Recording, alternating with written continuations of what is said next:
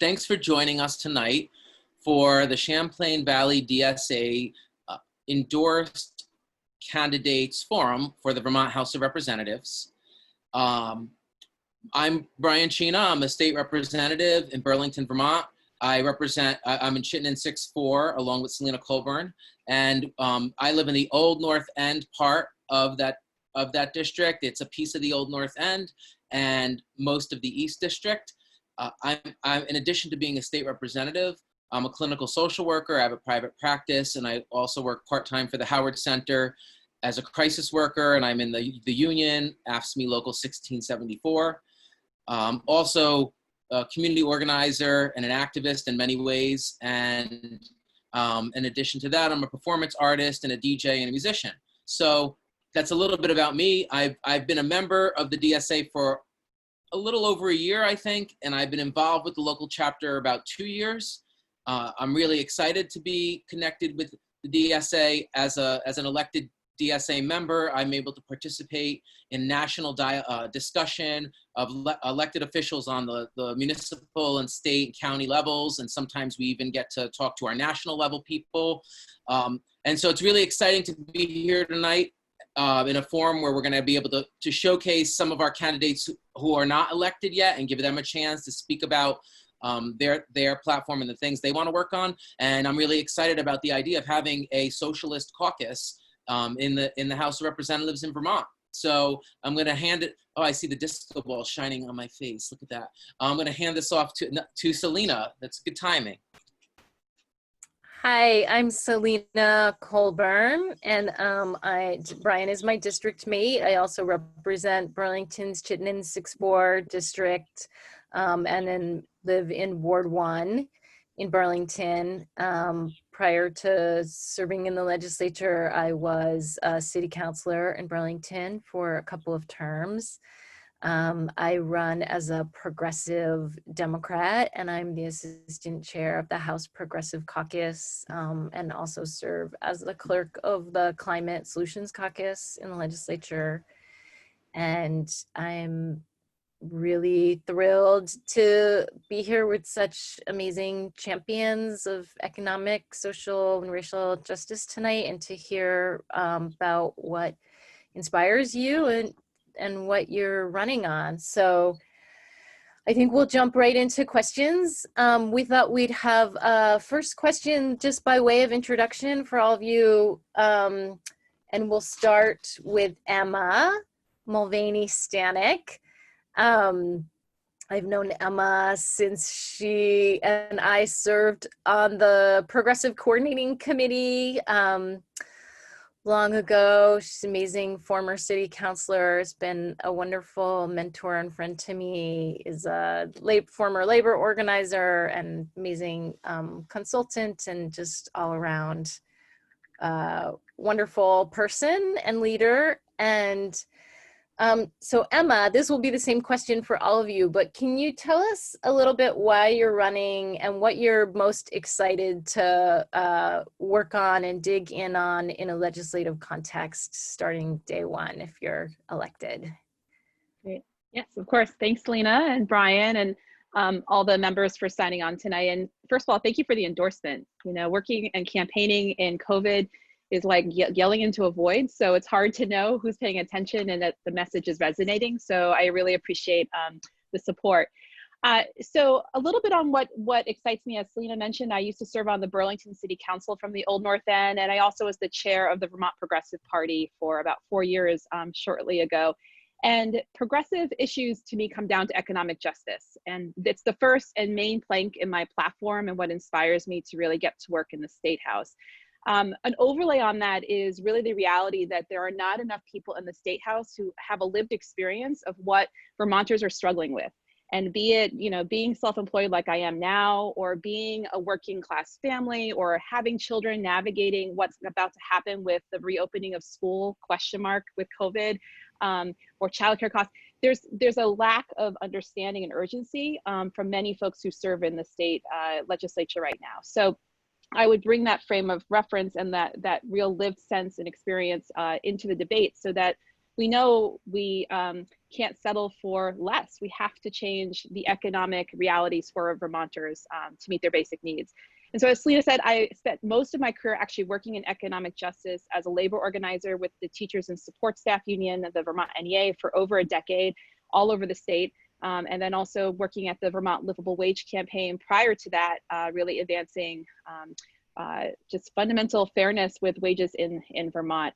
If elected, I think we have way more to do on basic wage issues like minimum wage. The fact that we have an incremental increase to I think it's $12.55 or so in the next couple of years is sad and outdated and nowhere near where we need to be. The fight for 15 is commendable, but frankly, livable wage is beyond that for most folks who are supporting anyone other than themselves in the state of Vermont. The other thing I think COVID has taught us around economic justice is a need to modernize our labor laws.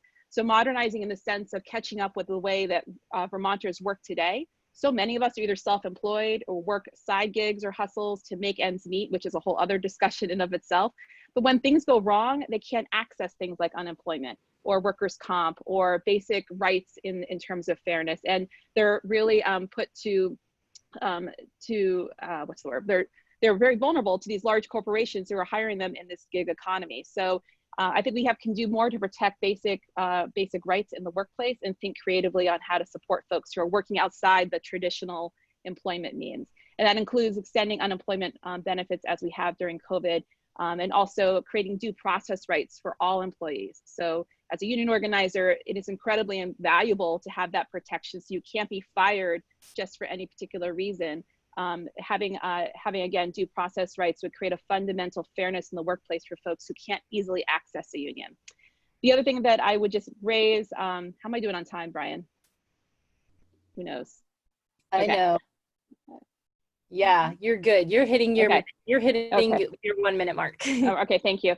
And the last thing I'll just say on economic justice is going back to the ability to organize a union. It's a two-step process, and having led many people through organizing unions over the years, that extra step allows time for employers to intimidate unofficially in the union organizing process, and to really allow a lot of people to get cold feet and given empty promises around what the employer would change or not.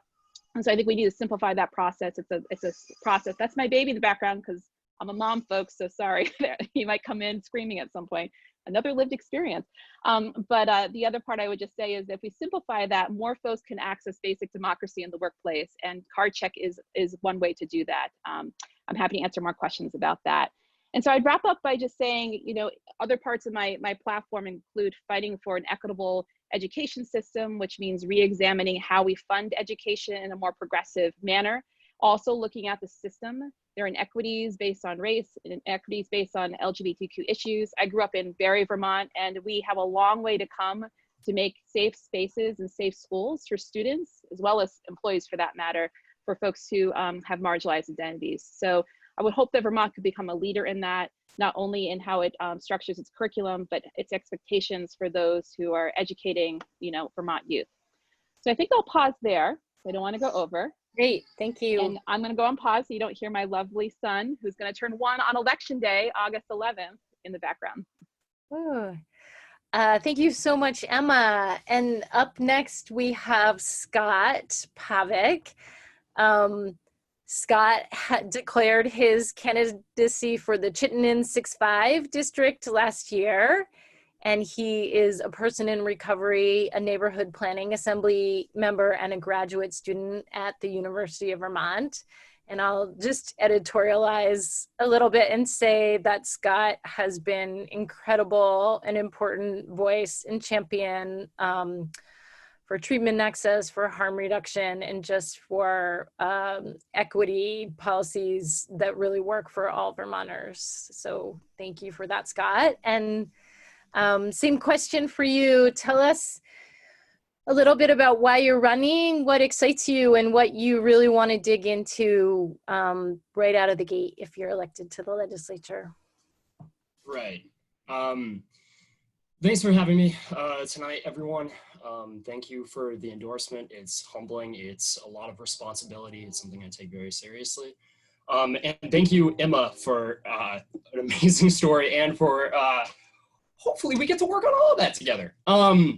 So the reason I'm running, or what I want to work on to start, really thinking about inequities in health and justice systems. And so I just found out earlier today, I lost a friend to an overdose, and he wasn't a Vermonter. He was somebody out in another state. And that's the story. Sorry, guys. Sorry, everyone. That's the story, if you ask me about my life, for too many weeks, for too many months. So for context, I moved to Vermont. My parents moved our family in 2000 because we had civil union legislation passed up here. So we moved to Barry from Amarillo, Texas. And although Barry has so much work ahead of it, it was certainly a progressive haven at the time in 2000 relative to what we were experiencing. And that was really where my interest in politics started. Where it became meaningful is when I got a second chance at life in 2013. And after spending most of my adolescence and young adult life in active addiction, committing petty crimes, and for more or less being anonymous on the street, I somehow was gifted the opportunity to go to treatment until it stuck. And then to go from treatment to college, and then to go from college to a job that almost pays me a livable wage right now. And the fact that I got to restart my life, and the fact that I've been through so many harrowing experiences that I'm not really eager to recount right now, leads me to two reactions commonly. That's, "Oh, Scott, that's such a sad story." And, "Oh, Scott, that's such an inspiring story." And I'm running because not enough people hear my story and say, "Scott, that's an outrageous story." I am outraged that what you went through is something that is a silver lining, or something that's only offered to people that look like you. Something that's just offered to too many people in terms of the opportunity to get over the hurdles in the health and justice system. So particularly when I went through my treatment experience and my time there shortly before and after, I got to witness a lot of failures of systems as designed and inequities in the ways in which those systems are implemented. So speaking specifically, when I got to go to treatment, or when I wasn't arrested on the street despite being arrested many times, those opportunities were offered to me, but were not offered to my peers of color, specifically my Black peers. When I'm thinking about going to treatment and being gifted hundreds of thousands of dollars in medical expenses, that leads me to believe that there's something fucked up at the systems level. And that's the kind of thing that keeps me up at night, because when I think about the friends I've lost, the friends I won't get to talk to today, and the people that are still dealing with these problems, particularly as they relate to poverty, substance use disorder, and coming through our criminal justice system. It's just something that I'm compelled to address. And when I see all these instances of pain, it's really easy after a while to connect them to policy solutions. So after getting sick of relative inaction, despite our champions in the legislature here with us tonight, I decided to jump in. Incumbents be damned, and feelings of party officials as well.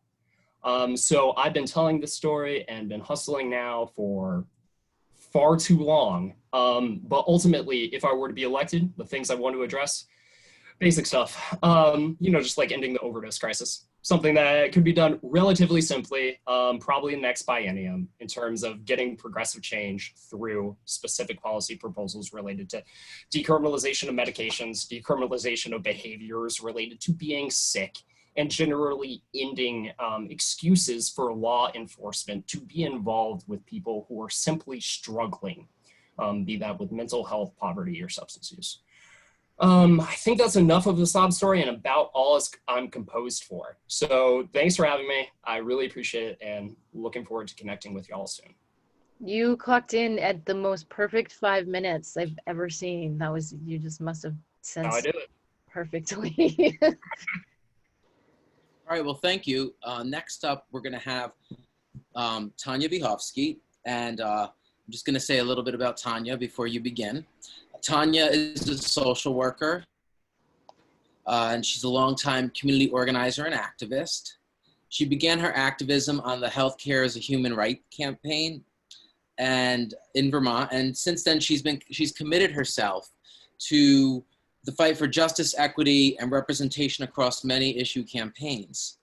Most recently, she organized with Essex Mutual Aid to respond to her community's needs during the COVID-19 pandemic. Tanya has channeled the political side of her activist work again in 2020.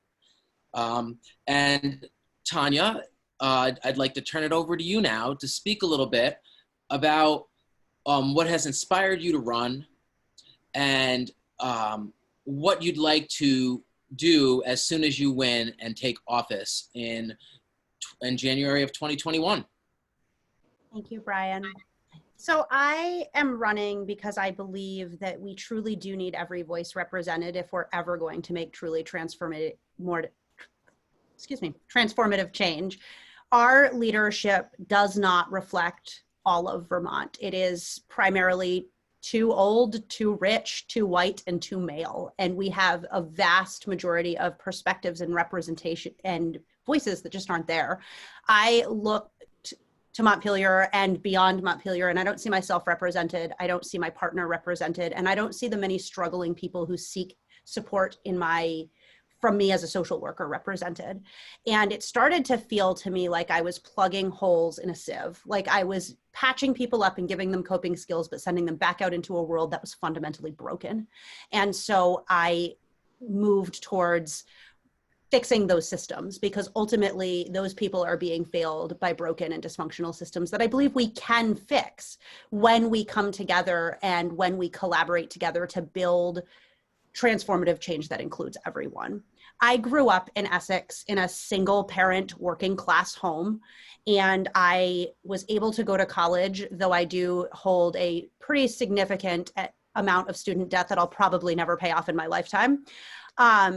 And then I came to come home. I wanted to come back to Essex, and I realized that I couldn't afford to. There was no possible way that I could live in Chittenden County working at a sub-livable wage job with my college degree and my $80,000 of student loan debt. And so at first I lived in Barrie and I commuted to Burlington, and then I lived with a couple roommates in Montpelier and I commuted to Chittenden County. And finally in 2012, I was able to afford to come back to my home. And I was only able to afford to come back to my home because I got married, and because suddenly I had two incomes and my tax burden was a little less. And I watched so many of my classmates and my peers not be able to come home. And I think it's wrong. And I watched my mother struggle growing up to put food on the table, and I watched her go without, and I think it's wrong. I think that we live in a world, in the richest country in the history of the world, and there is no damn reason why every single person should not have what they need. And what we have seen with this COVID crisis is that all at once we privileged people are having to look at every broken system because they're intersectional and they all work together. We cannot put a Band-Aid on one system without fixing the foundational problems that created that system in the first place. And so frequently the idea of incremental change is exactly that. It's as if we are fixing the windows in a house with a broken foundation. Those windows will break again. We have to fix the foundation. And so that's why I'm running. And the things that I want to run to change, I want to overhaul our economy to an economy that is based in sustainability and justice, to an economy that honors the native lands that we are on, and an economy that lifts people up so that each and every one of us can thrive, so that there are no more kids like me, a junior in high school, being told to take college classes, and my mother had to sit at the table and cry while she told me if I wanted to do that, I'd have to get a job and work to do it because she couldn't afford it. So that there are no more kids not able to come home, so that we can have a Vermont where we work together and we build a collective, sustainable, and just economy. I want to fight for livable wages because our livable wage standard is fundamentally broken. We needed $15 5 or more years ago. The livable wage standard needs to, yes, I'd love to get us to 15 as quickly as possible, but we need to, again, go back to the foundation. That's not a livable wage in most of Vermont. I want to work so that our childcare workers are getting paid fairly and that people can afford childcare so that they can work. And I want to take the opportunity that COVID has given us, because it's broken. I mean, our economy has been broken for a long time, but COVID has really just leveled it. So why would we rebuild something that was failing 60 or more % of Vermonters when we have the opportunity to rebuild something that actually lifts us all up and makes us thrive? I cut my teeth in healthcare activism because when I graduated college, it was before Obamacare, and due to pre-existing conditions, I was uninsurable and had to choose regularly between healthcare and rent. And even with the Affordable Care Act, I regularly have to choose which medications I can take and which ones I can't, because it isn't enough. Because we have greedy companies like pharmaceutical companies that raise prices so that even with my insurance, the life-saving medication that I need is unaffordable, and that's wrong. And so I want to work across our state house to fight so that no one else has to make those choices. And I see Brian waving at me, so I'm going to stop. Thank you. Thank you, Tanya. And we will have some time for discussion after each candidate gets to give it. Oh, sorry, the dogs are barking. That was my timer. So you came in right under time. So, so next up we have Jesse Warren, and Jesse has spent the past decade working at the intersection of government and creativity. He's the founder of a South End-based organization called Democracy Creative, which is dedicated to bringing people together to find creative solutions to the problems facing our democracy. He has served as a campaign co-manager of Lieutenant Governor David Zuckerman's 2018 re-election campaign, and he has worked in the State House as a legislative associate with the Progressive Party. So Jesse, now we're going to give you 5 minutes to talk a little bit about why you're running, what has inspired you, and what do you want to do when you hit the ground and take office in January of 2021. Cool. Well, thank you, Brian, Selena, everybody, all of DSA for this endorsement. It is an honor to have the endorsement of DSA. And so, yeah, you know, in terms of why I got into this race, I got into this race back in April, and the context back then was definitely coming off of what was going on nationally in terms of the big progressive ideas we've been talking about that everyone here has addressed in some form, that we're going to address these issues we've been talking about. So, you know, Medicare for all, or universal health care, a Green New Deal, and just policies that would create the kind of stability in people's lives that it sounds like all of us are sort of here in a lot of ways because we have experienced. I know I spent my life in constant financial uncertainty with my mother and my family. And so it was kind of like, well, I looked at those issues, and you say to yourself, well, what has happened historically is a lot of times we have these big moments where we talk about these big ideas, but then things evolve and they start to fade away again into kind of the background, and we don't make the kind of progress on them that we had hoped to make. And then all of a sudden they're considered fringe and radical again. And so it seems to me that, and I think we know this, that the way we're going to make sure these ideas become a reality, the things we're talking about, is by building at the local level up. Building from the bottom up. So that was sort of the context in which I got into this race. And, you know, that for me, everyone here has said everything so well, and shared so much of the same kind of things I would share. But you know, in terms of some of the big issues, you know, what we've been talking about in our campaign is healthcare is obviously a big thing, and fulfilling the promise we made to Vermonters with Act 48.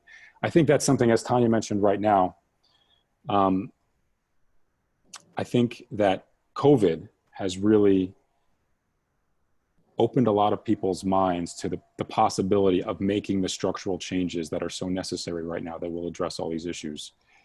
And while this is probably the most difficult, I mean, Brian and Selena, you two can speak to this more than any of us can, but it seems to me probably one of the most difficult political moments we will have to deal with in our lifetime in terms of the budget, in terms of all the big issues that are, as Tanya mentioned, have been exposed by COVID.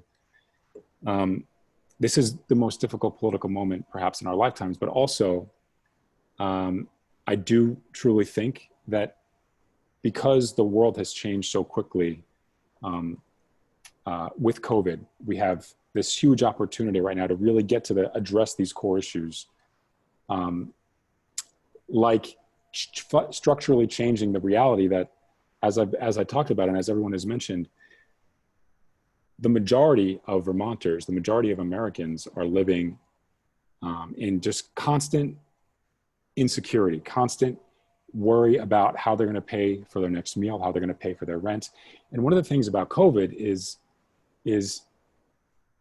yes, it has exposed everything at once, but it also has just showed us what has been the reality for so many people every single day. And so now I think the flip side of that is that we have an opportunity right now to make these structural changes, because I think people are much more open to and receptive to making these kinds of big changes. So that has been sort of what our campaign has been about, pushing forward on these big ideas, and trying to push to a district, as Scott and I are both running for this 2-seat district, and the South End is not the old North End in terms of the progressive values. It is very forward thinking in a lot of ways, but how can we continue to push forward on these kinds of issues? That's sort of what our campaign has been about. Yeah. Thank you, Jesse. So I'm gonna hand things back over to Selena for our first question. So yes, so now we're gonna have just more of a free-ranging conversation with shorter answers. So I think we're gonna ask that you try to contain your answer to 2 minutes, which is challenging, I know. I feel like I'm often in forums where people are like, ask like a 7-part question about the economy, and then they're like, 30 seconds, please. So I hope it doesn't feel too much like that. But we, as Jesse alluded to, we are in a really, really challenging period economically. And I think one of the things that Brian and I and other DSA members, and I'm sure all of you are thinking about a lot, is the sense that we're going to probably see, and we have seen in a lot of spaces already, a doubling down on principles of austerity as a way of dealing with the economic pressures. And so I think what we would love to hear from all of you is just what strategies are you thinking about to plot a truly progressive, I'm talking small p progressive, economic recovery for Vermont, and to resist the calls to austerity in our state budgeting and beyond that we're likely to see in the coming months and years. Anyone want to take a first stab at that one? Emma. No, Tanya. I saw her. Oh, Tanya. To jump in. I'll go after Tanya. Yeah. My sister in Essex. Go for it. Sure thing. Thanks, Emma. So as always, I think we have to approach budgeting first with the information about what people actually need. Given the current crisis we're in, we know that the needs of Vermonters are likely to be very high in the coming months and years, and we need to be creative and innovative about how we approach meeting those needs and creating savings not on their backs. As a social worker, I see firsthand the impacts of this type of austerity budgeting that makes cuts for the people who need it most and offers the least resources to those who need the most support. Given the projected budget shortfalls, I think we need to think in the immediate term, what I do know is we've retained about $250 million of the COVID relief funds from the federal government for future shortages, and we should invest these directly into our communities. We are also well poised to weather this economic fallout because of prior investments in reserve funds. And these funds, I think, can get us through. And if we have to borrow, we have to borrow because we have to make sure that people have what they need. And once we get through, we need to bolster our revenues with longer term solutions. One solution I would support would be a 20% divestment from reactive policing and investing that directly into proactive, cost-saving community supports that better meet the needs of the community. What we know is that when we invest in the people who need it most, they use that money in our local economies, and over the long term, it is a cost savings. We live in such a reactive space that yes, we could make huge austerity cuts now, but we will pay for those in the long term. And so we need to really focus our investment to build sustainability across our sectors and make sure that we're lifting up our people and our communities and investing in those who need it most. Great, thank you. So we have Emma up next. Great, thank you. I would agree with Tanya, and I can't wait to serve with you, Tanya, because it'll be like a 1-2 kind of punch. Not that I like violence at all, but I do want to say it's about time that we go back or change or go forward around how we frame budgeting, period. Because when we start from the frame of austerity, it closes down conversations and it makes assumptions enter the room that have nothing to do with reality and nothing to do with the true needs of the community. So at minimum, we have to flip that on its head and take up the space that COVID has sort of wedged open to challenge that way of thinking. And what our system needs right now is more money, not less, not cuts. Our economy will never recover and working people will never be able to get back on their feet if we don't invest in our neighbors, frankly, collectively as a community, and apply like a community lens to how we do budgeting. And I've been talking to a few folks on this, and there's a lot of things we can try out of the gate. I mean, those of us who look at any sort of tax policy know that the wealthiest in Vermont and the entire country, frankly, have not only been taxed the least in the last couple of decades, they've earned back even more money than they've paid before due to Trump's tax cuts that he has put out, as well as really pretty minimal impact on COVID on the wealthiest people's incomes. So as some folks I've been talking with have talked about a solidarity tax. I guess I have to still research this, but Governor Snelling apparently applied something similar to this during the time when he was governor in the 90s, I believe it was the 90s. I should fact check this because Selena's a librarian, she'll check me on this. But it's definitely a policy worth resurrecting in the sense of a solidarity tax. It would be a temporary income tax on the wealthiest Vermonters to help boost the economy and help us really invest in the social services that are needed right now to get people back on their feet. Whether it's because they have, childcare needs and no way to fund that, whether they need more on unemployment because it looks like the federal government might dry up even more the funding that is available now. There's a whole myriad of issues, frankly, that Vermont needs to do better by tightening up the social safety net rather than loosening it and cutting it further. And the other thing, not to get too wonky, is that Vermont is one of the only states that doesn't require legally a balanced budget. And I know of no other time, this is the crisis of our lifetime, to think outside the box and say, budgeting allows us to think creatively and also use things like taking on debt as a collective state in short-term ways that could actually really help stabilize the economy and allow us to pay that back in a short-term kind of setting to stabilize and get people back on their feet so they can start paying taxes again and be able to get back on their feet in terms of businesses employing people. And when people have more disposable income who are not millionaires, where do they spend their money? They spend their money at Brian's Auto here on North Street and North Avenue to fix their car. They finally get healthier food for their kids on the table. They can pay the childcare workers not only what they are being charged, but what they're worth in terms of livable wages. So there's so much more we can do. And I think some of these more out of the box ideas are not so out of the box. They're necessary for getting us out of this economic crisis. Thanks, Emma. So next we're gonna have Jesse and then Scott. So each of you have 2 minutes to answer the question. Go ahead, Jesse. Well, I was going to mention the solidarity tax also. I think that is a really, it's easier to convince people of, it's more palatable, and it might be something we could do. That's something I've been discussing with people as well. The other thing is a tax and regulated marijuana market. When we talk about the revenues I mean, it's a real shame that we didn't have this in place before when we're talking about these budget shortfalls, but that I think is definitely a direction to go in terms of how we can raise revenue, boost the economy, and try to fill these shortfalls. And I also just want to sort of plant a seed in people's minds to think about, and I don't have the answer, but I think it's something we have to think about. Tanya mentioned the idea, and so did Emma, and everyone sort of here would, about how thinking about when we don't spend $1 on, let's just use education as an example, that is a longer cost in the short term. We're paying that in the long run.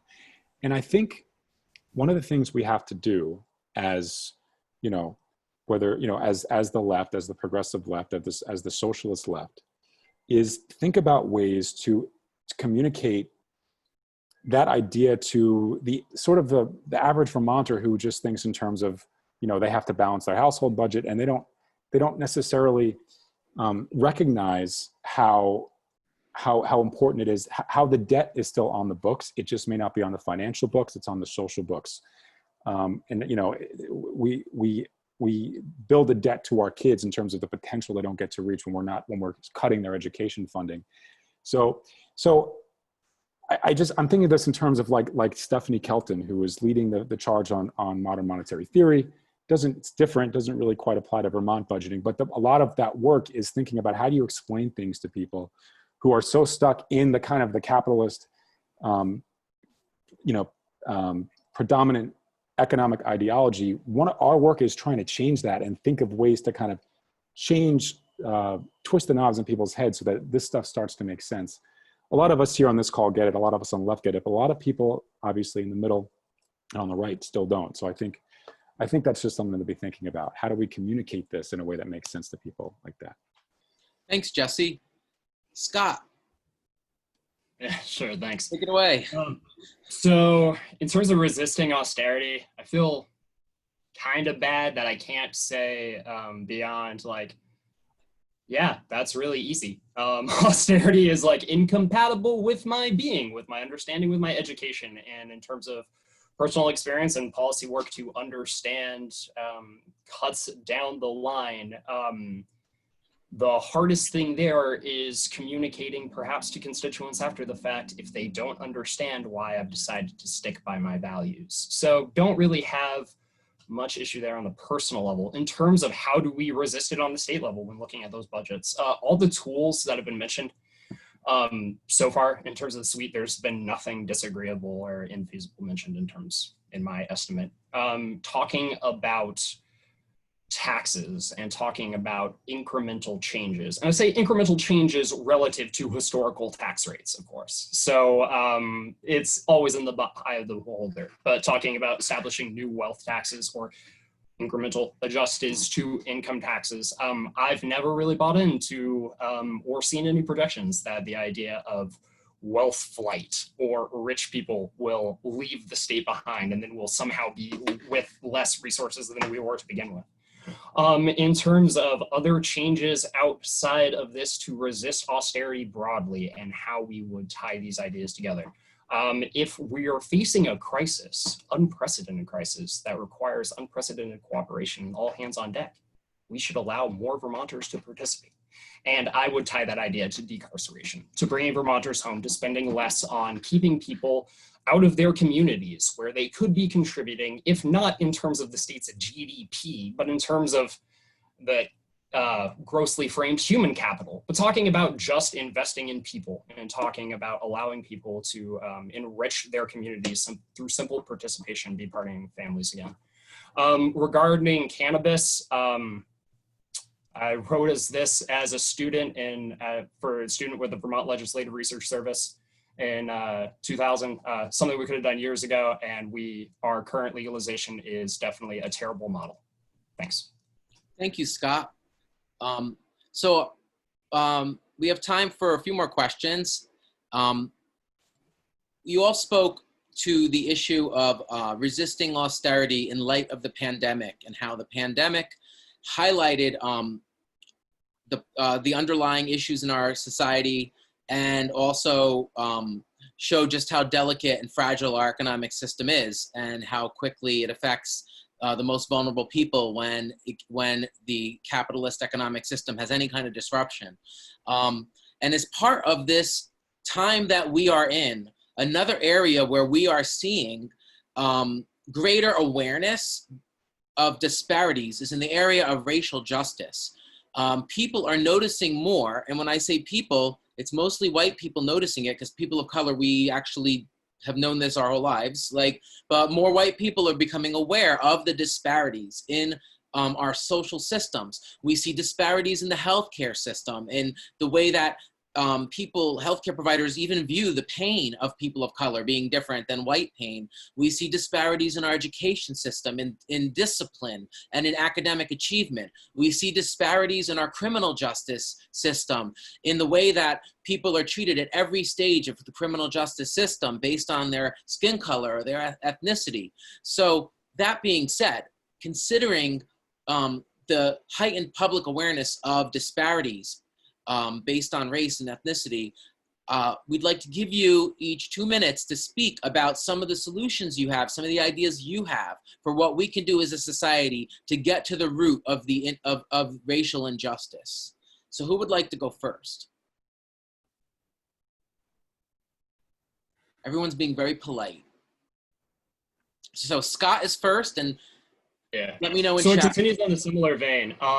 Sorry to everyone that is just waking up to this issue. I don't think many of them are on this call. I would certainly hope not. But if you're newly awoken, glad to have you. In terms of addressing disparities broadly, address them through systemic change in terms of removing barriers and excuses for reasons to be in the criminal justice system or barriers to participating in health systems broadly. That doesn't solve the problem of people for very real reasons or for very fake reasons with real consequences, as Brian alluded to, differences in white physicians examining Black pain.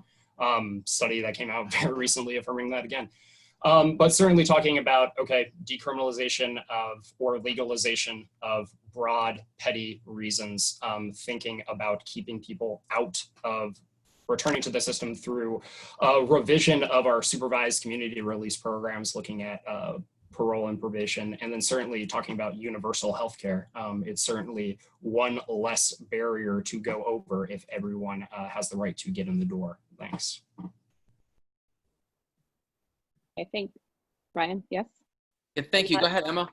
Okay, great. And Scott, I'm just going to say this, and I hope you take this in a constructive way. I think we have to be really careful as white identified folks to lead with talking around criminal justice when we get asked a question around how do we really address and respond to the BIPOC community's needs.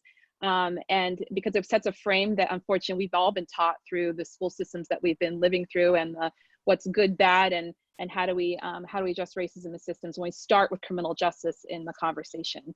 I think we need to do more when looking at systems in education alone, looking at what the Ethnic Studies Bill Act 1 was passed a couple years ago, and really looking at re-examining curriculum, not just leaving it up to school districts, frankly, but resourcing the Agency of Education to not only provide the standards clearly, but the resources necessary to implement curriculum changes.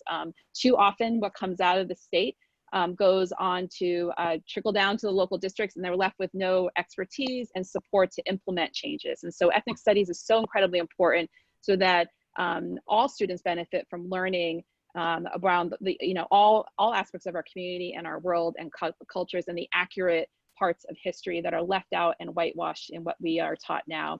I also think that when we do make policy decisions, there are value statements. So we have to both collect data and information on all aspects of our state, and not say it's because there's too few Black people to collect data. We saw that a little bit in the COVID crisis in the beginning, when they weren't even collecting the data on people who were being tested for COVID until they were forced to. How can you possibly make informed healthcare policy decisions in a time of crisis when you're not even collecting the information necessary and then have to backtrack? So again, applying lessons learned through this crisis, have to use that going forward because it informs better policy making, and we have to follow those data points and recommendations. the last thing I'll say is that with Susanna Davis, who is the new racial justice executive director, I may have her title incorrect, although I think justice should be in her title. She was just started in the state about a year ago.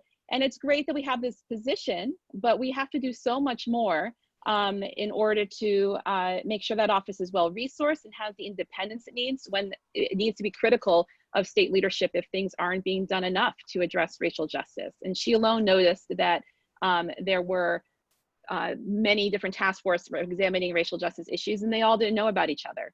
So I'm trying not to be distracted by you, Brian. I see you over there. I'm going to wrap up on this point, but just to say, I think we need to resource when we start to make inroads. We have to make sure it's adequately resourced and not just a side project or a minimized project that says, oh, all the racial justice issues get addressed over here and it doesn't apply to every institution and everybody that really needs examination. Thanks, Emma. So I'm sorry I'm laughing. Zoom has a habit of auto-correcting things into silly things, and in the private chat, facilitating, I'm a transparent person, so I just want people to know I wasn't laughing at what Emma was saying. I was trying to control myself from laughing at like a typographical error that was humorous. So what you were saying was very serious, and I'm sorry, I think Tanya was also trying not to laugh because we both were seeing it. So Tanya, you're next, and then Jesse, go. Thanks, Brian. So as we've pointed to, what all of these things are intersectional. When we think about systemic racism, it is systemic and it affects every one of our systems. And if we are going to dismantle that, we need to be doing the personal and systems level work at every level within every system to be reflective and to listen. I am certainly glad that some of the work has been started, and it has been some really good work. However, we need to do more, and we need to be doing it in every single place. One of the things that I have been fighting for, and it's little, but I've been fighting for this since I was a graduate student, was to mandate equity and racial justice continuing education credits for all social workers. One thing we know in Vermont is that the social work profession had a huge role within the eugenics movement and has power over people. And because the systems are broken, that power gets applied at a systems level inequitably. And I think that that should be true across with our teachers, with anyone in a system of power, nurses, doctors, that they should be regularly being forced to reflect on how our system of white supremacy has infiltrated into their brains. Because the reality of it is our entire nation is structured on white supremacy. And if we don't think it affects us, we're wrong and we're doing damage.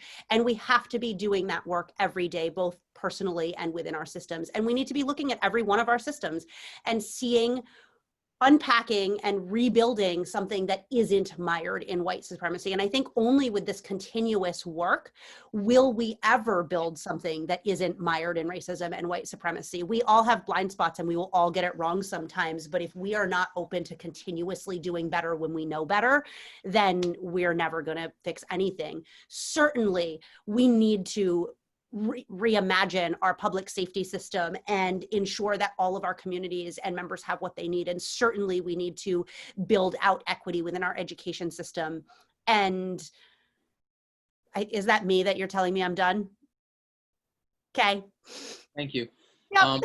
So we have time for Jesse to answer, and then we're going to have to wrap it up. So go for it, Jesse. Cool. Well, again, everything that everyone has said is a really important point and something that I think really sets a guide of what we should be doing. I guess it's, I'll just add to that. I do think that it is really important we keep in mind that myself as a white guy, I am following the lead. I cannot, as much as I learn, as much as I can try to listen, I don't know what the experience of growing up as a Black person in Vermont or in this country. And so in this time in my whole life, always trying to learn and trying to, as Tanya said, it's a continuous effort. And I'll just echo that, I think it is clear that I think it's a mistake to, compartmentalize racial injustice in different areas and not recognize how deeply tied together it is, and how it is so rooted in centuries of oppression in this country. So yeah, I just think that all the points everyone has made are really important. I just echo, I think that part of, the way I think about, I like to have a big strategic view before I can break it down. I think that's really important for clarity. And for me, it seems like what we need to do is create the kinds of programs that lift. Okay.